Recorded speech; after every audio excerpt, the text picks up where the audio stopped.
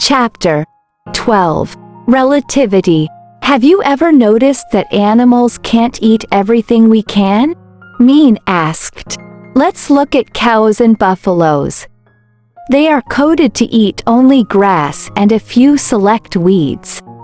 You will never see cows and buffaloes eating fruits or foraging for taro and potato.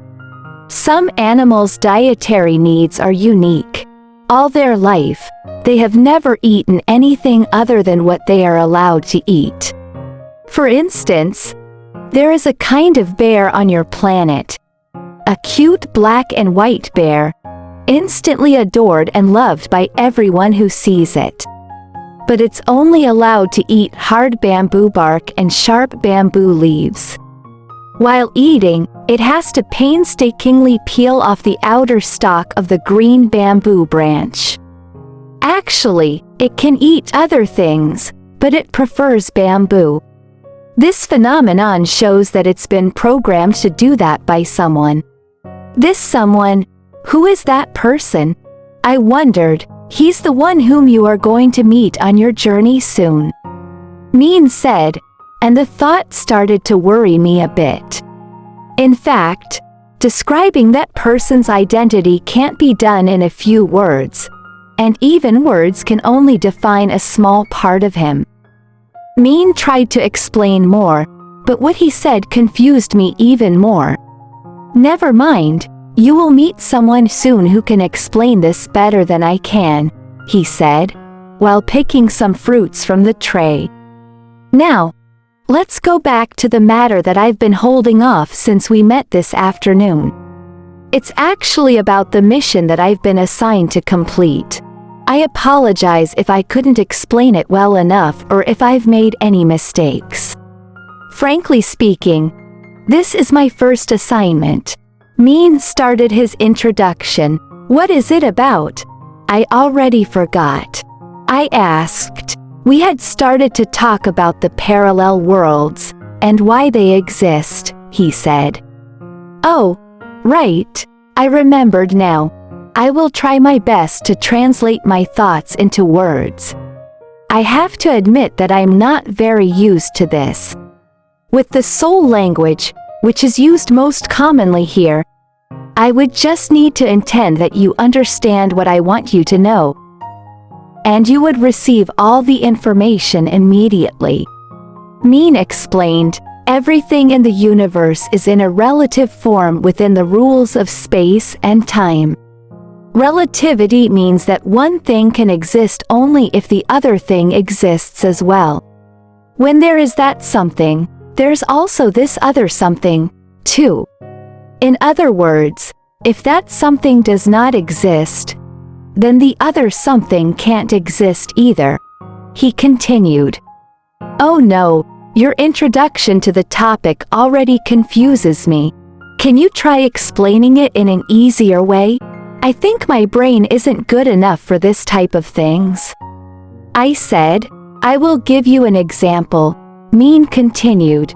Let's talk about the relativity of light and darkness. Imagine that the whole universe consists only of light. You would only see light wherever you go. In every corner of the universe, light is only what you see. I'd like to ask if you can still call this light, light. I paused, trying to follow his explanations. I couldn't, could I? I answered cautiously, playing it safe. The word, light, wouldn't exist. You couldn't call it, light. You couldn't even think about it.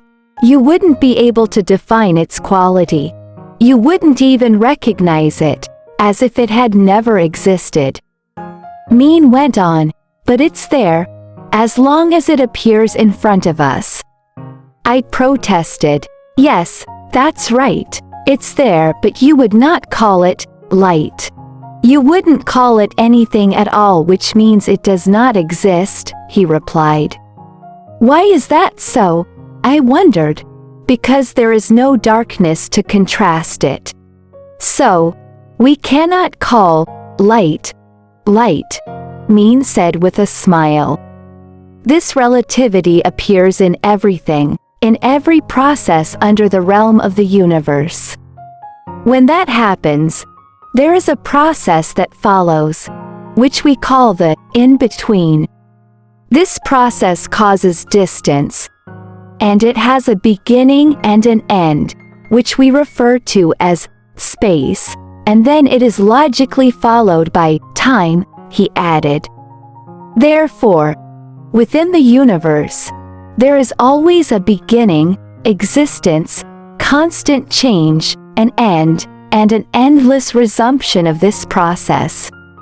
All of this is called the cycle, which is the mechanism of the time system, from the smallest particles to the largest, which form the cosmos and the universe. Oh God, this is so hard to understand. I groaned. What you have just expressed is something that you are so used to exclaiming without having considered its real meaning, haven't you? Mean interrupted, and I really didn't know what he was talking about. I think so. I feel like I'm being challenged with a very complex subject. I answered, I know. Let's continue on that topic which I've been telling you about. Mean cut me short. Whoa, you are overloading my brain. I complained, please allow me to explain further. I'm actually having fun and feeling rather excited about this first assignment. It's good to have this sense of challenge followed by accomplishment, he said. I think you are doing a good job. The challenge is more about my brain, I said sheepishly. Thank you very much for your kind compliment, Mean said, smiling broadly. Okay, we've talked about the rules of space and time. Now, everything that moves in a cycle needs an initiator. Listen carefully because I'm getting closer to clarifying the point, he said. What? You've not come to the point yet? I was beginning to feel that Mean was overdoing it. I'm sorry that you think that I'm overdoing it, and I do feel the same. But I really want you to be clear about it, he replied as soon as I had the thought formed in my mind. Oh boy! I didn't like his telepathic ability because I couldn't even secretly judge and comment on him. Hang on, I still don't quite understand the part about space and time, I interjected, like a good student. Well, let's imagine that you are in a race. You are at the starting point and your goal is to cross the finish line. The distance from the starting point to the finish line equals space, the overall distance, and the time you need to run that distance is the overall time. Mean had picked an easy example, and I thought that it was actually very elementary. Mean chuckled, holding his hand over his mouth. I'm sorry. I can't help but receive your thoughts, he apologized quickly, as he laughed at me before returning to his narration. Now, whatever moves has to have something that pushes it. Assuming that at the starting point of the track, there's a stone instead of a runner, then there must be something that moves the stone. What creates the movement is called energy. Now where does this energy come from? Mean asked, but it seemed that his question didn't require an answer. Now we come to the most important point. Energy is the key, and the answer to everything in the universe. Even more, it's the answer to everything in the whole cosmos, he added. I will separate the energy into two parts. In fact, it's only one part, but it can be divided into two parts, which means that if the first part does not exist, then the second does not occur. Mean explained, wait a minute, are you sure you are answering my questions on parallel worlds?